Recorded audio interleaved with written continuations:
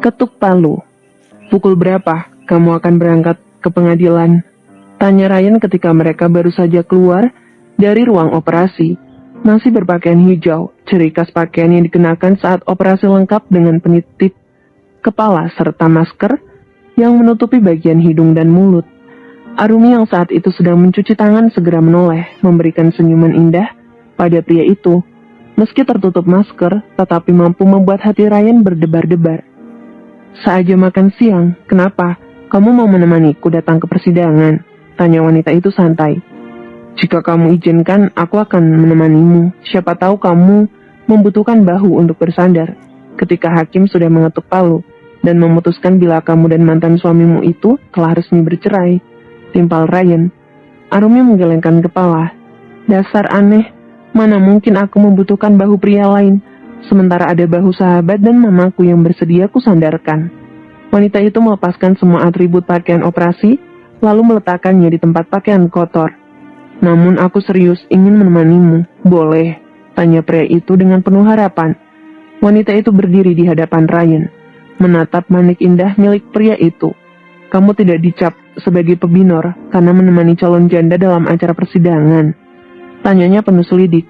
Itu akan berpengaruh pada reputasimu sebagai seorang dokter, wakil direktur rumah sakit, serta calon pewaris rumah sakit ini. Seketika tawa Ryan pecah saat mendengar Arumi mengatakan bahwa ia akan mewarisi rumah sakit tempat mereka berpijak saat ini. Rumi, mana mungkin aku menjadi ahli waris rumah sakit ini? Kamu itu kalau bicara tidak pernah disaring. Ryan menggoda sang partner. Untuk urusan pebinor, aku tidak akan mempedulikan ucapan mereka. Selama aku tidak terbukti merebutmu dari Mahesa, maka untuk apa memusingkan omongan yang tak berfaedah? Namun tetap saja, itu akan berimbas pada karirmu nanti, Ray. Bagaimana kalau karirmu sebagai dokter hancur gara-gara gosip itu? Arumi masih mencemaskan dampak yang akan timbul bila Ryan bersikeras datang ke acara persidangan. Perlahan Ryan mendekati Arumi, menyentuh bahu sang wanita lalu berkata, kalaupun itu terjadi, aku siap menanggungnya sendiri. Aku masih bisa bekerja, serta menafkahimu, meski jabatanku bukan seorang dokter.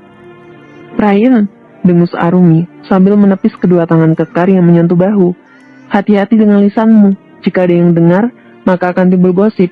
Aku tidak mau berurusan dengan Dr. Firdaus, ataupun petinggi rumah sakit yang lain, karena masalah ini. Lagi dan lagi, memasang wajah cemberut.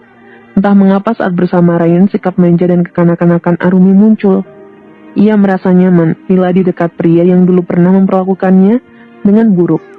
Pria itu mengacak rambut Arumi yang diikat cepol ala drama Korea. Oke, aku akan lebih menjaga lisanku saat berada di tempat kerja, ucap Ryan lembut. Tunggu aku di basement, kita akan pergi bersama-sama. Arumi yang ditemani Ryan telah tiba di pengadilan agama. Di sana juga sudah ada Rini dan Rio. Nyimas tidak ikut menemani putri tercinta, sebab kondisinya sedang dalam keadaan tidak sehat. Hari ini adalah penentuan sidang putusan perceraian antara Arumi, Salsabila, dengan Mahesa putra Adiguna. Selama proses perceraian, Arumi melimpahkan semua urusan pada pengacaranya yang tak lain adalah suami, dari sahabatnya sendiri, memberikan tanggung jawab penuh pada Rio. Bahkan saat mediasi pun, wanita itu sama sekali tak tertarik untuk hadir. Ia lebih memilih menyiapkan mental serta menata kembali hidupnya, yang pernah hancur akibat sebuah pengkhianatan.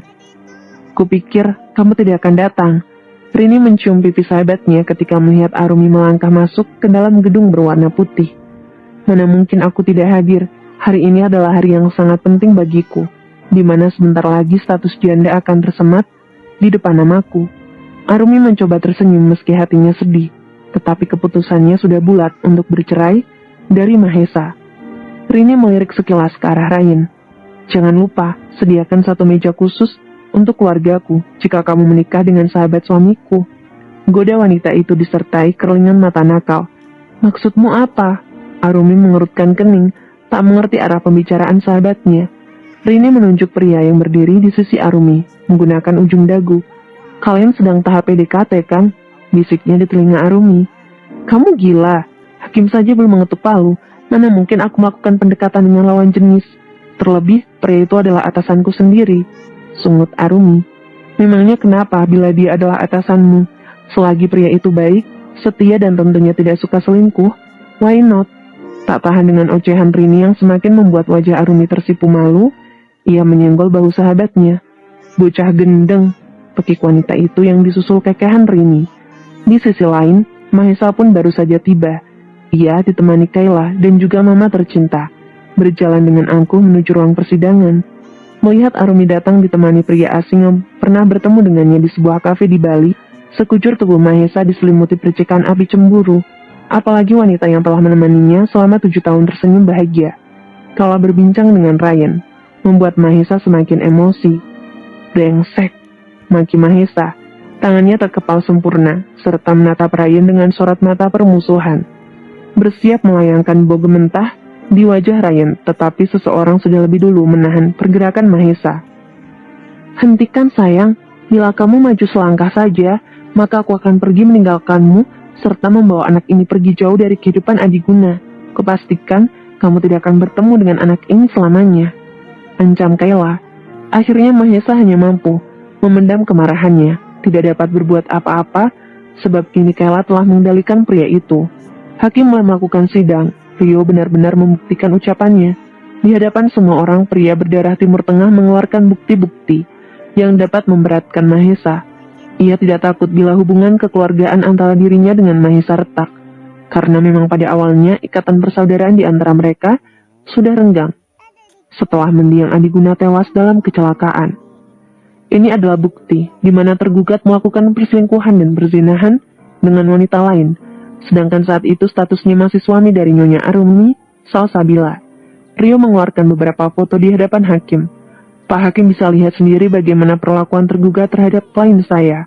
Maka dari itu saya mohon agar Pak Hakim bisa bersikap adil terhadap Nyonya Arumi. Melihat semua bukti yang diberikan oleh penggugat, maka dengan ini saya memutuskan bahwa Arumi Salsabila dengan Mahesa Putra Adiguna telah resmi bercerai. Ketukan palu pun terdengar, menandakan bahwa pernikahan Arumi dan Mahesa telah berakhir. Selamat ya, Kayla. Akhirnya kamulah pemenangnya, bisik Naila. Wanita parubaya itu tak dapat menutupi kebahagiaannya. Seolah senyum selalu terlukis di wajah. Terima kasih, Ma. Tidak sia-sia aku menuruti permintaan Mama. Kini akulah satu-satunya istri Mas Mahes. Mahesa yang duduk di kursi depan menatap nanar ke arah Arumi. Ia masih belum rela bila harus berpisah dengan cinta pertamanya. Tidak ada kasjul cinta di hatimu untukku lagi, Rumi, batinnya. Menatap penuh kebencian ke arah Ryan. Ini pasti gara-gara pria itu sehingga Arumi bersikeras berpisah denganku. Awas kamu, akan kubuat perhitungan karena telah merebut Arumi dari sisiku. Pasca perceraian. Baby, kamu dan Mama masuk dulu ke dalam mobil. Aku ingin berbicara sebentar dengan Arumi, pinta Mahesa pada istri mudanya. Alih-alih memberikan kesempatan pada Mahesa, Kayla malah mencekal dengan pria itu. Tampaknya kamu lupa dengan ancamanku tadi, Mas. Aku sudah bilang padamu, jangan lagi temui Arumi. Dia sudah menjadi mantan istrimu. Tapi Kayla, aku cuma mau.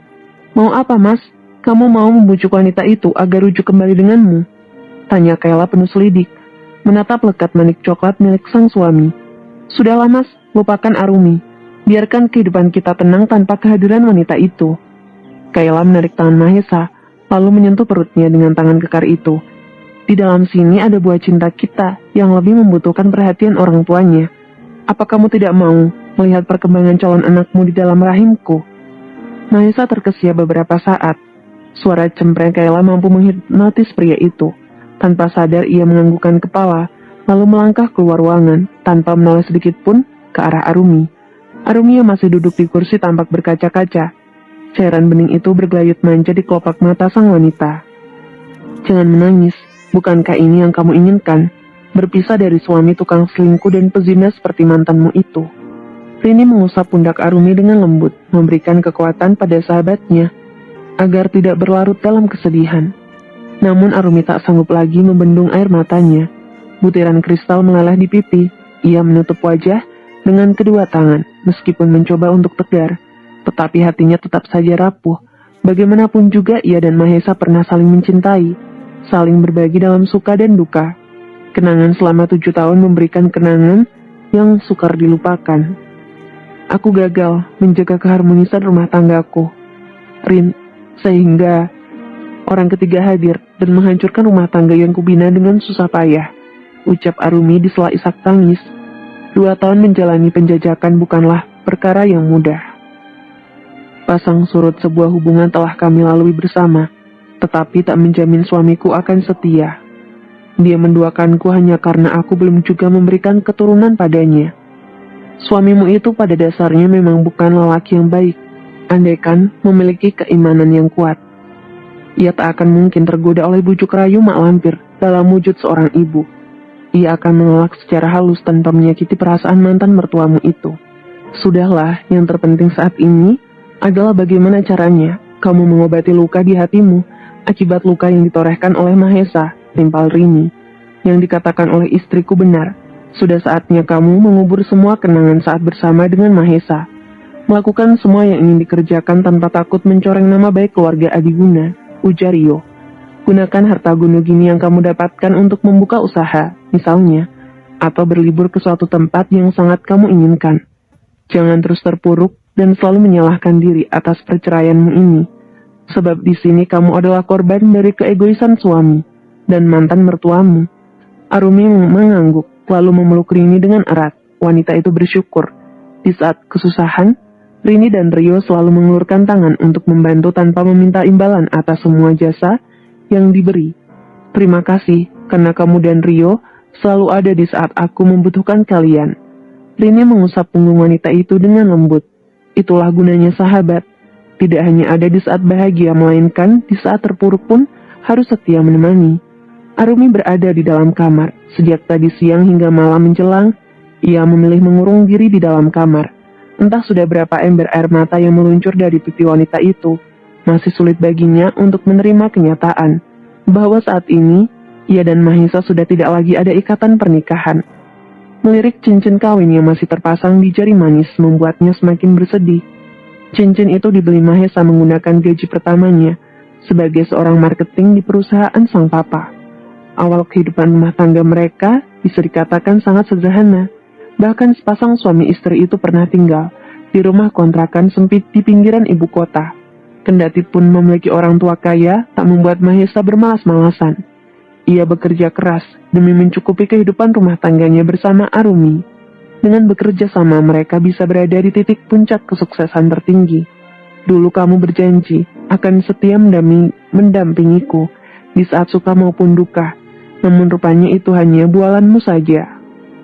Kamu mengingkari janji setia yang pernah terucap di bibirmu itu.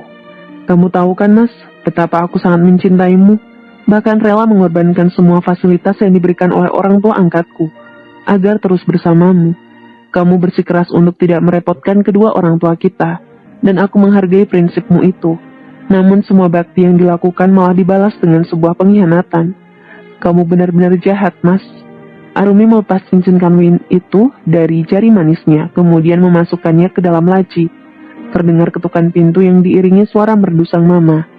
Rumi, apakah mama boleh masuk? Masuk saja, mah. Pintu tidak aku kunci. Nyimas masuk ke dalam kamar, lalu duduk di tepi ranjang.